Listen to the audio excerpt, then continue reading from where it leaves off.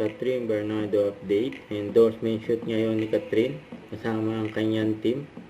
Nandiyan sa studio niya.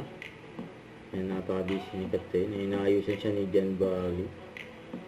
And good luck sa shoot ng endorsement niya. Kasi studio niya. Ito pa nga yung pasilip. Kasi studio ni Catherine. Ang ganda oh.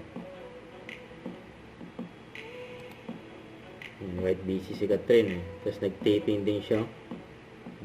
Someone Someday. Grabe yun. Hindi naka-busy si Catherine. Inabangan niya, Someone Someday. Coming soon. Yung mga kasama rin ni Catherine dyan. Yan sila James Reid. Mga Salvador.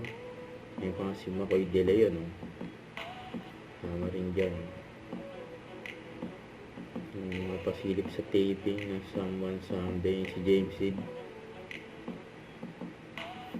Yung mga billboard ni Catherine, no? Diyan sa EDSA or Colgate. Billboard LED. Yan, no? So, ito post ng bench.